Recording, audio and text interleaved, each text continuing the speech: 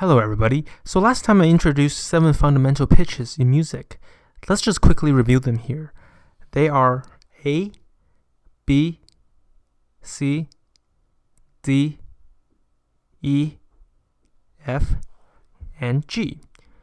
And we can repeat the cycle in either directions. Now, certainly we cannot just write letters on a piece of paper and call that a music score. We need to learn how the music language works, and the topic today is precisely on one of the most commonly used music notation all around the world, the staff.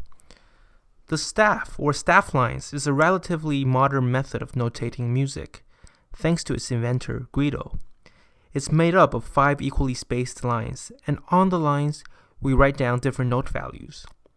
I hope you remember from my videos on rhythm on how different note values look and their durations. There are 2 general places where we can put down these different note values. Let's take a quarter note as our example. The first general place to put it is on the lines of the staff. As you can see, there are 5 lines on the staff, so we can write a note on each of these lines. The note should not touch the line that is above or below it. As you can see, there should be an equal amount of space between the note and these 2 lines. Another general place we can put a note is in the spaces. If you count carefully, you will find that there are 4 spaces on a staff. Let's take a whole note for this example. I can put this whole note exactly in one of the spaces, but do not cross the lines on the top or the bottom. You are not limited, however, to these 5 lines, since they are not enough to contain all the pitches. That is why you can also add lines on top or below the existing staff. Such as this note, as you can see, we added a very short line above the original staff. You can add even more lines, like this one. And we call the lines that are not on the original staff leisure lines. So let's make things up a little bit. Here in my example, I have few notes that are written on these lines, and few notes that are written in the spaces.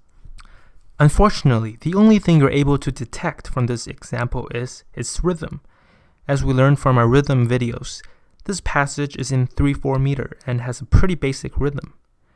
Even though the note values are written on a staff, we still do not know the pitch because we're missing something called a clef. A clef is the most important element on a sheet of music. In fact, it always comes at the very beginning of all music scores. You can only tell the pitches on a staff with a clef. And different clefs can tell you very different things. So today we're going to learn the most commonly used clef, the treble clef. A treble clef looks like this. It's very elegant and is often used to symbolize music. It's also used by most instruments to notate their music. When you put a treble clef on a staff, the lines can now indicate pitches. If you count from the bottom line 2 spaces up, so right over here, this is an A above middle C. And let me just put the letter here so that we know the order. If we go up to the line that is right above A, we get B. And let's go to the next space. We get C. And the next line we get D.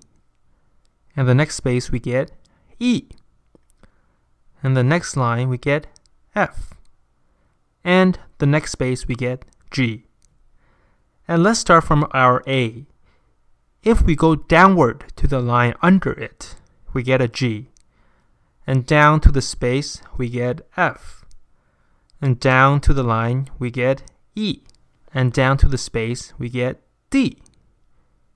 We can still keep going. If we add a line under the D, we get a C. And this is perhaps the first note many piano players learn as a kid because this is what we call a middle C. For some people, it's easier to remember the location of one note and just count up or down to find the other notes.